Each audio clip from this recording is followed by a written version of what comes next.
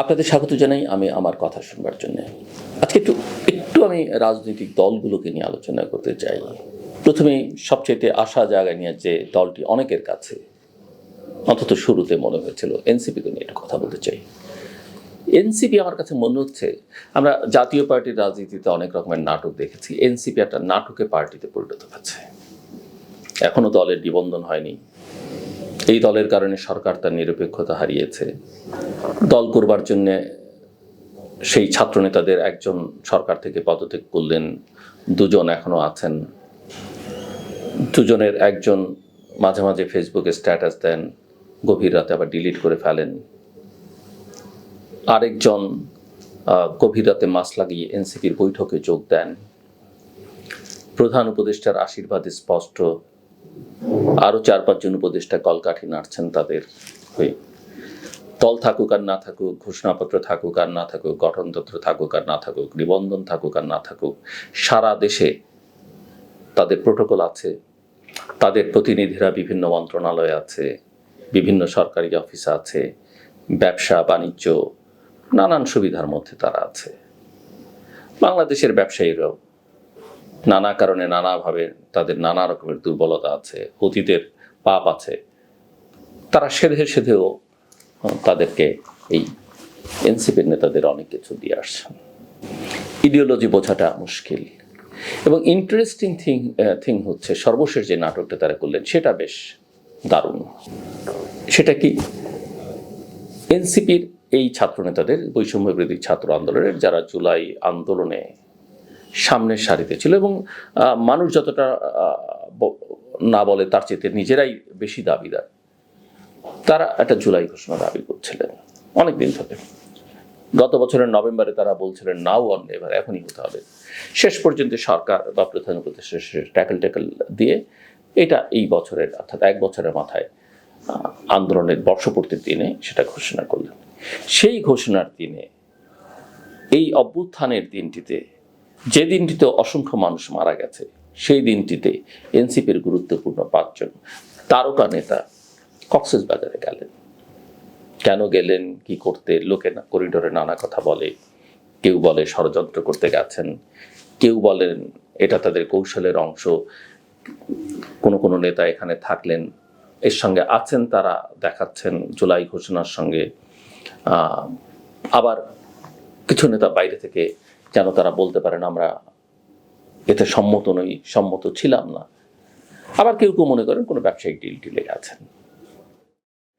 কি করতে গেছেন সেটা জানি না, তবে কোনো না কোনো শক্তি, আমার ধারণা, পুরো জিনিসটাকে একটু লেজে গোবরে করে দিয়েছে তাদের জন্য। মানে তারা যে নাটকটা করতে চেয়েছিল সেই নাটকটা সফলভাবে করতে পারেনি, হিতে একটু বিপরীত হয়েছে, যে কারণে এনসিপি ওই 5 নেতাকে শোকজও করতে বাধ্য হয়েছে। হয়তো এটা just I wash, I am not sure. একটা রটনা বেরোলো যে সোশ্যাল মিডিয়াতে, পরে কোনো মেইন স্ট্রিমের মিডিয়া নিল যে মার্কিন সাবেক রাষ্ট্রদূত পিটার হাসের সঙ্গে তারা বৈঠক করছেন কক্সবাজারের একটা হোটেলে, এবং হোটেলটা আবার বেশ দামি হোটেল। এইসব হোটেলে তারা অতীতে কখনো কে ছিলেন, কয়জন ছিলেন, সেটা নিয়ে অনেকেই নানা রকমের প্রশ্ন তুলে। আমি অত নিচে নামতে চাই না প্রশ্ন তোলার ক্ষেত্রে, কিন্তু সেখানে তারা পিটার হাসের সঙ্গে বৈঠক করছেন সবাই। আবার একটা গোষ্ঠী, তার মধ্যে বিএনপির কিছু সমর্থক আছে, তারা হোটেলের সামনে গিয়ে বিক্ষোভ শুরু করে দিল। বাঙালি পারেও আসলে। আর যেই সময়টাতে এই খবরাখবর বেরোচ্ছে, উত্তেজনা, বিক্ষোভ, সেই সময়টাতে পিটার হাস ওয়াশিংটন ডিসিতে ঘুমাচ্ছেন। বোঝেন অবস্থা। এখন এনসিপি রাজনীতিতে তো বললাম কিছু নেই। শুরু থেকে তারা আওয়ামী লীগ বিদায় করেছে, বিএনপিকে বিদায় করবে, এরকম একটা মুডে চলে এসছে। এবং এটা করতে করতে বিএনপির সঙ্গে যে একটা মোটামুটি সখ্যতা তৈরি করবার, কিছু শেখার, কিছু ভাগ পাওয়ার সুযোগ ছিল, সেটা তারা নষ্ট করেছে। এখন পিআর হতে হবে, এখন গণপরিষদ হতে হবে, এখন এলএফও হতে হবে, নানান কিছু তাদের দাবি। কোথায় গিয়ে ঠেকবে আমি জানি না, তবে তাদের সঙ্গে চিন্তা ভাবনা, কথাবার্তা, কর্মসূচির জামাতের সঙ্গে একটা ঐক্য আছে। জামায়াত ইসলামীর মাঝখানে একটা মনে করেছিল বিপ্লব করে ফেলেছে, ছাত্র শিবিরে একটা প্রদর্শনীয় করতে গেল ঢাকা বিশ্ববিদ্যালয়ে, করতে গিয়ে সুবিধা করতে পারলো না। জামাতের বড় বড় নেতাদের যারা মারা গেছেন বা মানবতা বিরোধী অপরাধে বিচারে দণ্ডিত হয়ে যাদের ফাঁসি হয়েছিল, তাদের ছবি টবি নামিয়ে ফেলতে হয়েছে। বাংলাদেশ যে এখনো তাদেরকে অ্যাকসেপ্ট করার জন্য প্রস্তুত নয় সেই অর্থে, সেটা একটু তাদের বোঝা দরকার।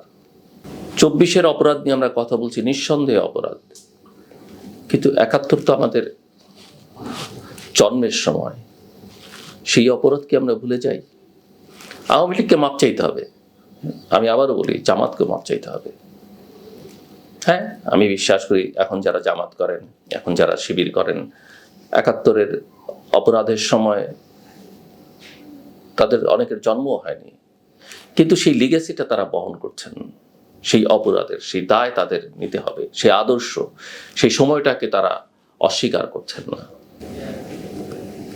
তাদেরও নানা দাবি, এটা না হলে নির্বাচনে যাব না, ওটা হলে না হলে নির্বাচনে যাব না। জামাতকে অনেকে কাল বলে, কিন্তু জামাত ইতিহাসে দেখবেন ভালো করে পার্টি হিসেবে সংগঠিত, ব্যবসা বাণিজ্য, একেবারে রেজিস্টার্ড কর্মী, শৃঙ্খলা, কোনো কিছুর অভাব নাই।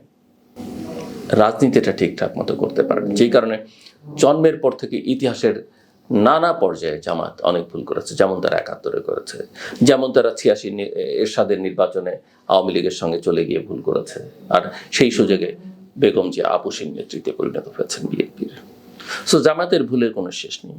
আসেন জাতীয় পার্টি, একটা নাটক করতে করতে, গৃহপালিত বিরোধী দল থাকতে থাকতে, তবে এই দলটি কিন্তু একটা আঞ্চলিক দল হিসেবে বাংলাদেশের প্রথম স্বীকৃত রাজনৈতিক দল। এই দলটি 90-এর অভ্যুত্থানের পরেও নেতারা জেলে থেকে পালিয়ে বেরিয়ে অন্তত 35টির মতো আসন পেয়েছিলেন। সো একেবারে হেলাফেলার নয়, এবং সারা দেশেই তাদের কিছু না কিছু ভোট আছে।